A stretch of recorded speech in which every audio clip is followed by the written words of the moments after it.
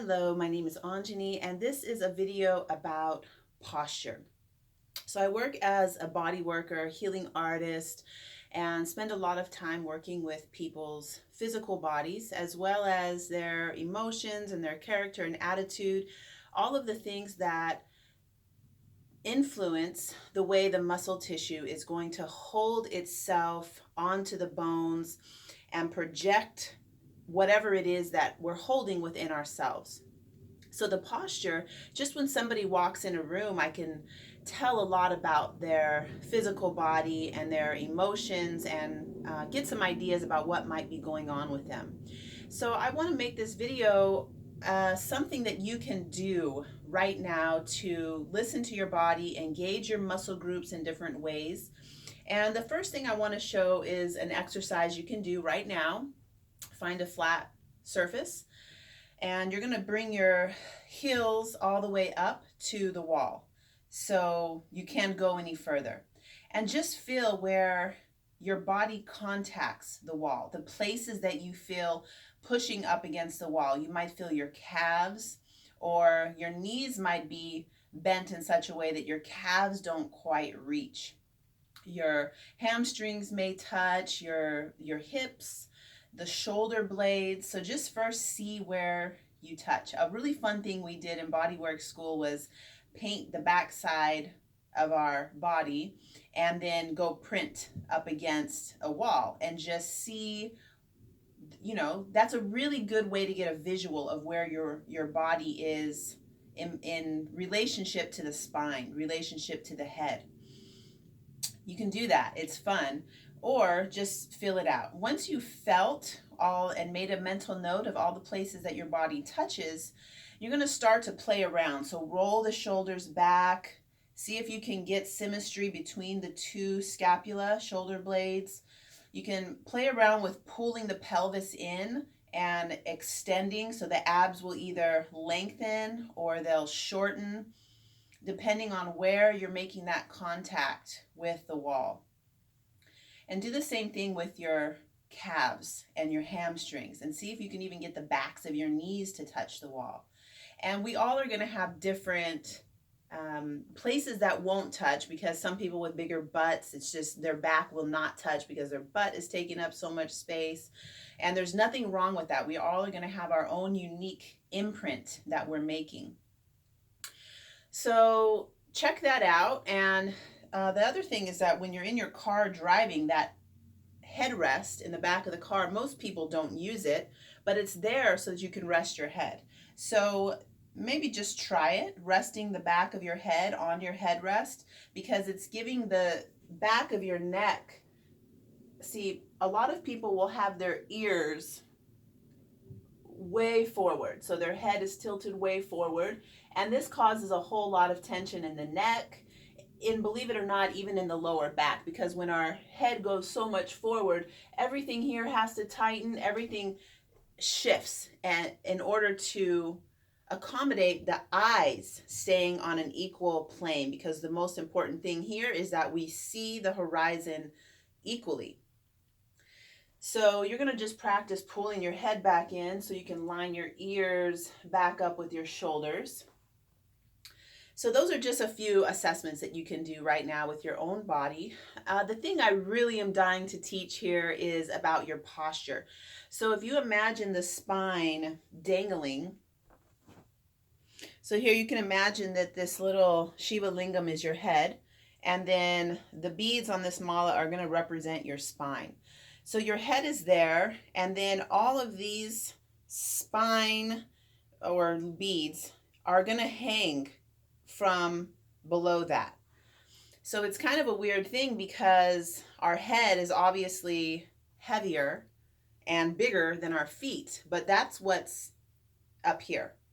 So when you're standing up, we're going to pay a lot of attention to our feet, the way our feet are making contact with the ground, because even though this heavier part is at the top, the roots down into the earth, just flip that over that way, you can see that groundedness that we have, it's really, I think it comes from different levels of our body, but the pelvis is one place that if we focus on where our pelvis is, or you can see a lot of people have this posture, especially women, where this portion tightens and tilts. So it goes that way.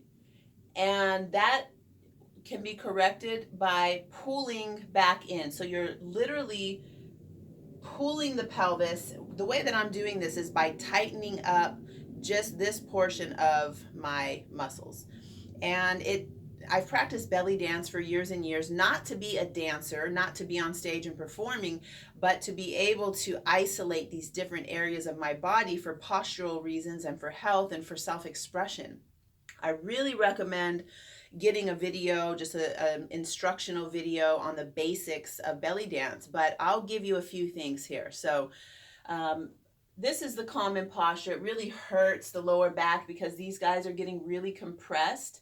So you're just gonna, like two little strings pulling here, pulling the pelvic floor back up. There's a slight contraction in the pelvic floor to pull that up. Then once you do that, you feel this going up the spine, and there's a little bit of a rolling in the chest. So these kind of roll back to bring so here's your rib cage, which is basically very similar to these hips are the ribs. And when you roll that pelvis forward a little bit, sometimes this can have, or you may even notice a lot of people do this where the sternum, which is right in between the breast, will collapse. So a lot of this has to do with breathing. A lot of this has to do with the placement of the pelvis.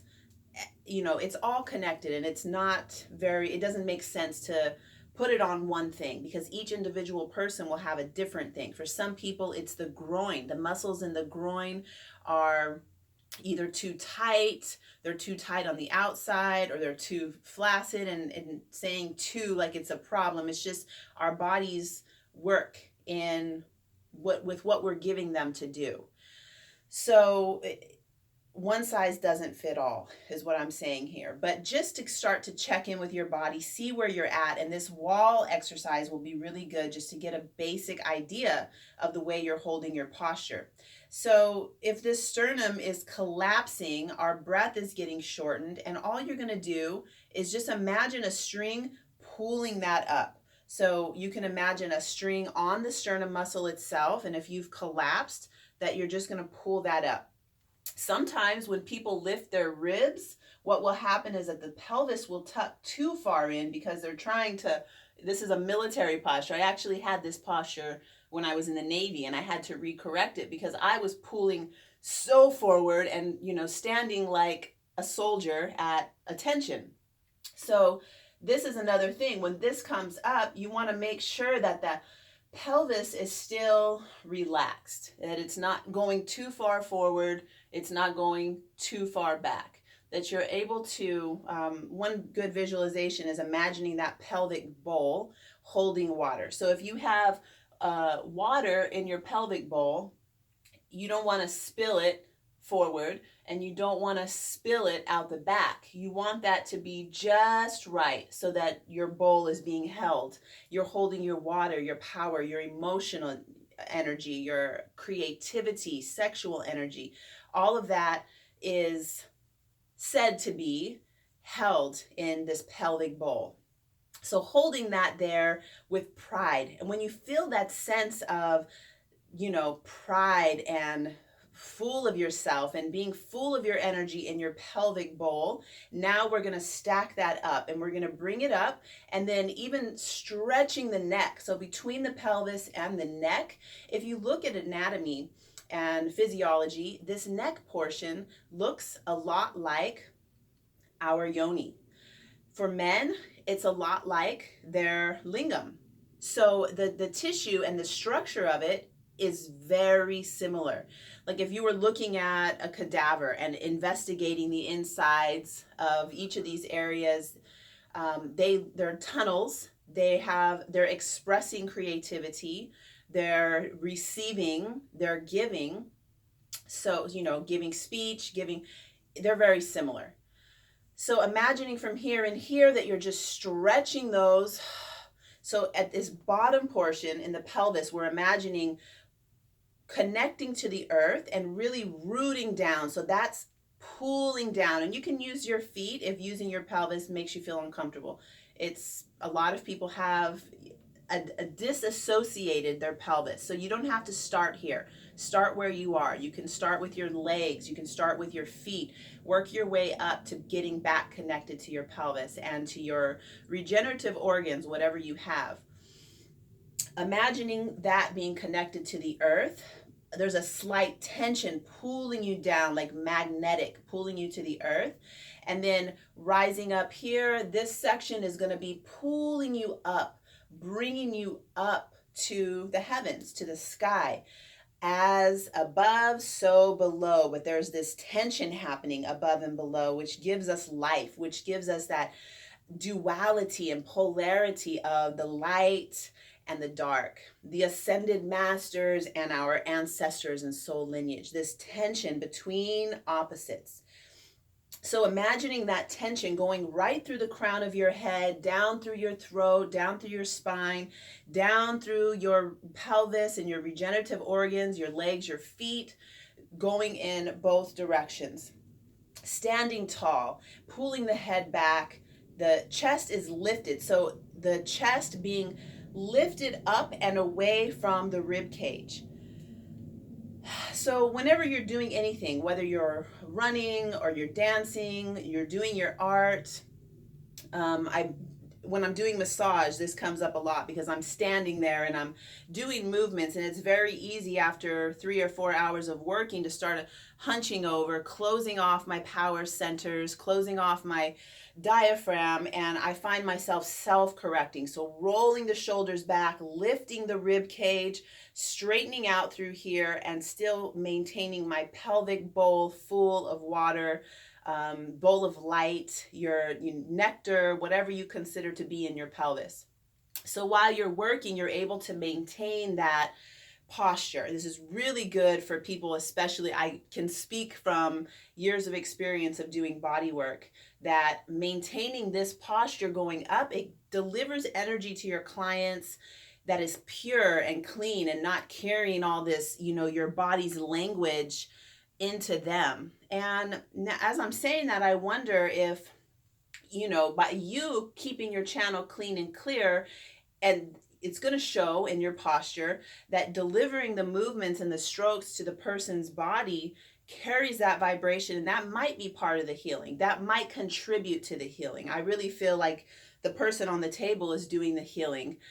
But this, what you're holding in your awareness, in your pelvic bowl, in your physical body, can also be a huge contributing factor to their treatment.